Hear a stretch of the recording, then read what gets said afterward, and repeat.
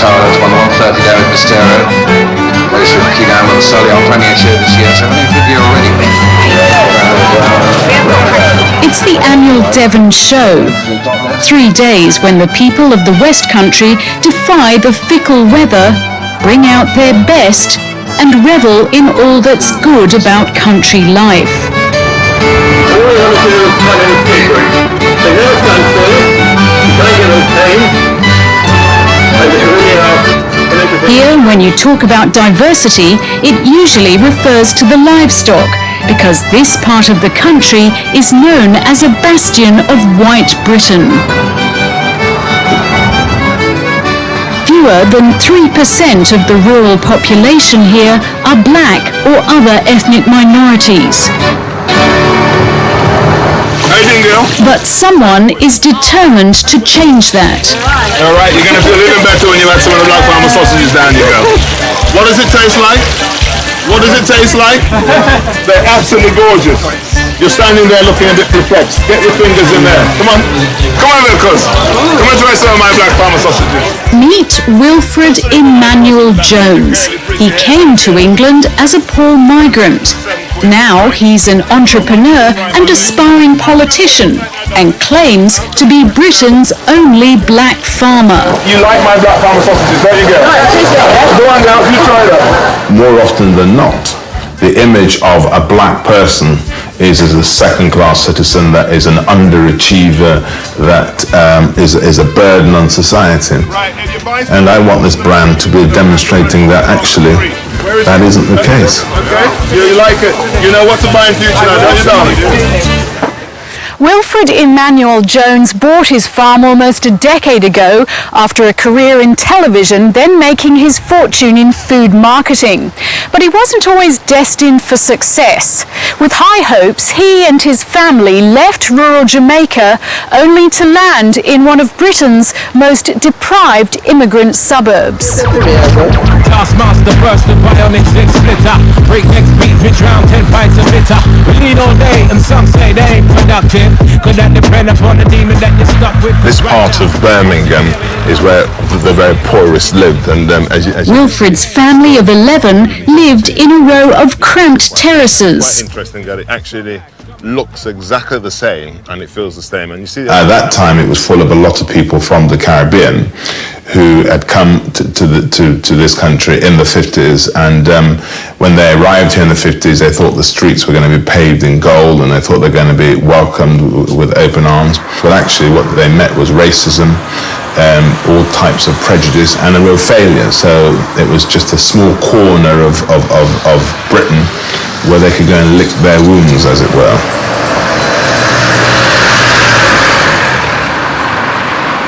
the front room was a special room. So even though there were 11 of us in the family, that we were never allowed to go into the front room. It was only for visitors. This is the first time Wilfred has been back since leaving more than 30 years ago.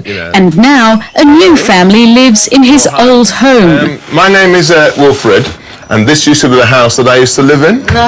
He's keen to find former neighbours who might remember him. How you doing? Hi. I used to live over there at 99 Banks Road. Jones. How you doing? I'm Wilfred. And he's keen to let them know that despite his humble beginnings, he's now a success. But yeah, the reason why they're making a film is that I'm the only black farmer in the UK. So, you're the farmer? I'm the black farmer, yeah. I don't look back at this time living here with any fondness. I mean, it was very, very poor. I mean, and we were struggling, and you know, I was always hungry. I could always remember being hungry. The expectation for anybody in that community was that you're going to end up in society's dustbin heap. I could actually feel the massive contrast from sort of Banks Road. But in the urban wasteland, young Wilfred discovered a refuge. And, you know, you could be right in the heart of the Caribbean, just been along here. Around the corner from his home was a council allotment. His father rented a strip to grow vegetables. So do you remember him working here? Yes, I remember him. The allotment is just as it was. So too is the shed his father built. I would never, ever have thought that it would still be here. This is where Mr. Emmanuel-Jones first dreamed of owning a farm. He was very good at building, my dad was. But can you imagine now, you're here, you feel really free. It was from here that I had my vision that one day I would own my part of England. The allotments were once predominantly leased by whites. Now, most of the hobby farmers are black or from ethnic minorities. In Britain, black and minority ethnic, or BMEs as they're known, make up 8% of the total population. In some cities like Birmingham, they are 1 in 3 people.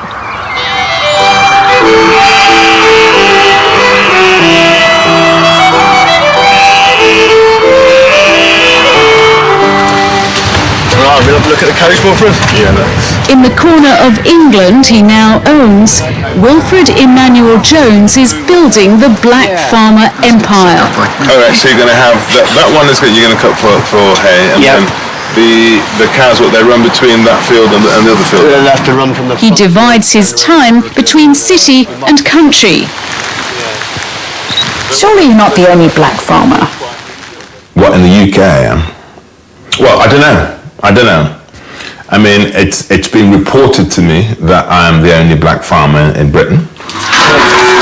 Right, you put your bucket in that bucket, don't you? That's what you do then? Right, you put the dummy in the milk, you find these mouths so they don't get pot-bellied. But though he owns 14 hectares of prime farming land, he admits to being a novice and something of a gentleman farmer, like Prince Charles. Throw the water away now. Yeah. The hard work is done by his farm manager and neighbour, Chris Budge.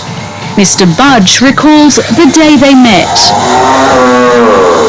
I heard this guy bought the farm next door, so I thought it was only kind of manners to go and introduce myself and meet him sort of thing. And I went in there and obviously I knew he was a coloured guy.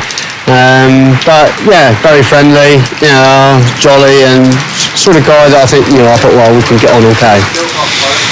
People got various views about, coloured people coming to live in the countryside sort of thing.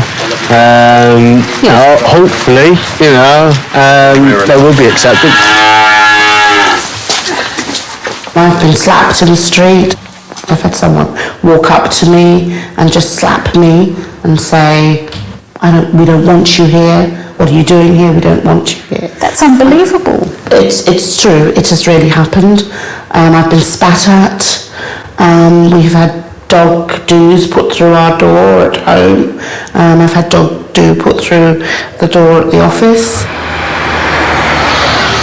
Sonia Francis-Mills moved to Devon 10 years ago. She works for the local Race Equality Council promoting diversity. Our network is better now.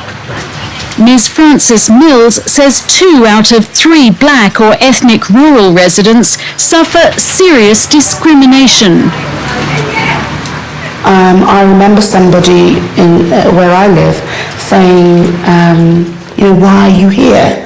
And I said, well, I'm here living my life and enjoying the countryside. And they said, no, but kind of, why are you here? People like you don't come here or shouldn't come here. They may not like me. But Mr. Emmanuel-Jones says in the country he's never faced racism. People are not racist towards me to my face. And I can't remember the last time somebody was. I mean, I'm not naive enough to think that people are not, but it's never ever done to my face. And I think that when you're successful and when you've got money, people don't see colour. What I say to everybody is that do not expend energy on things that are irrelevant. Somebody else's racism towards you is totally irrelevant to my life because, we're living a change in society. Those people have to change with the times or they become relics.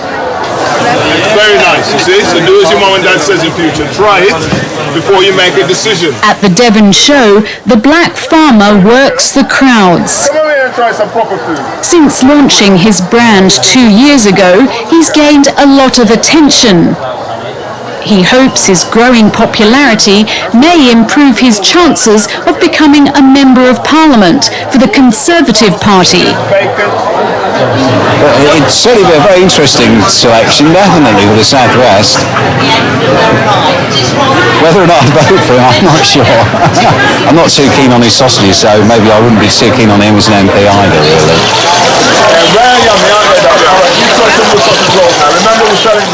Coming to live in this part of Britain, you have to have a pioneering spirit about you. And that, you know, you are going to come across some people who are not going to like it. You know, some people are going to feel negative about it. But when you're a pioneer, all those things are irrelevant.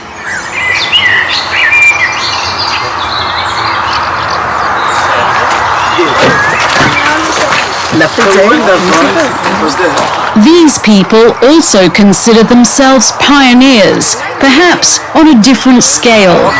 You come to a gate at the bottom, They're community workers from urban Britain who've rarely ventured into the countryside.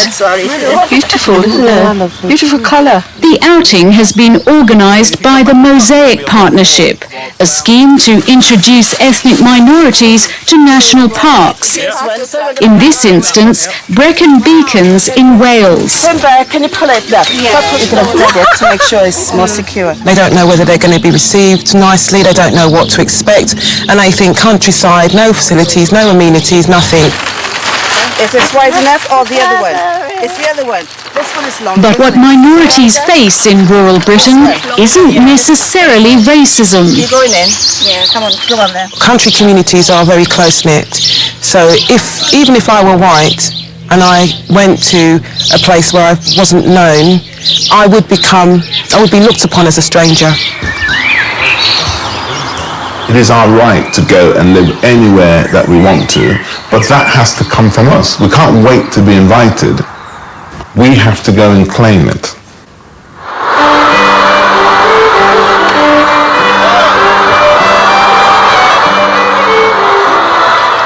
But there are other pioneers. Foreign correspondent found another black farmer. They're not too dominated, but they... Francis Ampofo owns and runs a free-range egg farm, which supplies one of Britain's leading supermarkets.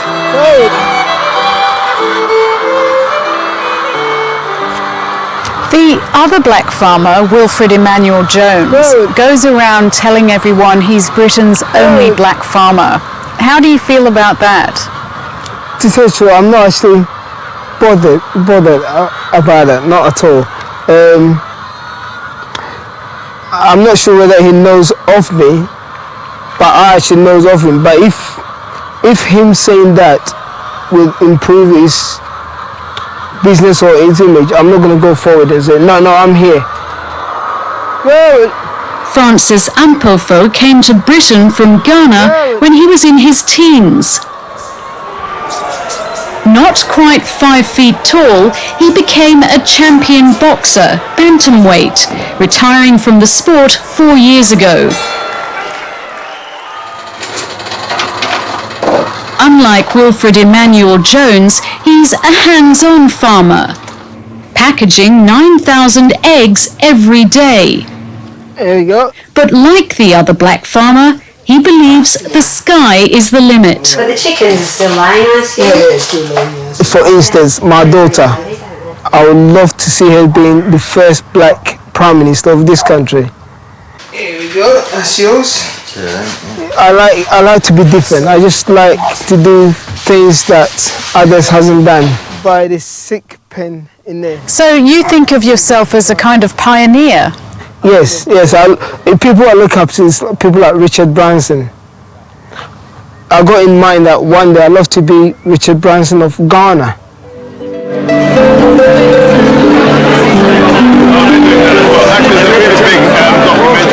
Mr. Emmanuel-Jones has been nominated for a local food award. Though he may not be a farmer in the true sense of the word, his spiritual home is here in the countryside. I'm now going to introduce to you the black farmer. Please come up, Wilfred. This is an opportunity for me to thank everybody very much for all the support that I've had down here. And the West Country, as far as I'm concerned, is my home. Thank you all very much. There are signs in this conservative corner of white Britain that people are starting to take notice. The nominees are Georgie Porgy's Puddings, South Devon Chili Farm and the Black Farmer. And the winner is the Black Farmer.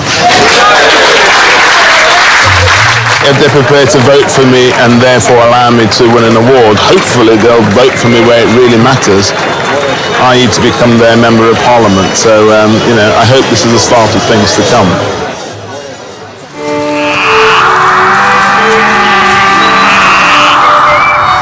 That's it, boys. Come on. That's it, come on. Wilfred Emmanuel-Jones believes he's breaking the stereotype of black being synonymous with poor and downtrodden. All that's left, he says, is for others like him to do the same. I really like that chicken. This is my home. I'm not going anywhere else. Gone are the days when the idea of sending them back on the banana boat actually is going to work, because there's nowhere for us to go. So we either make this our home, or we spend another 50 years actually moaning and whinging about the treatment that we've had. And I would say to most black people is that's one of the things they should make sure they don't do, is become a victim of the past, because this is our home.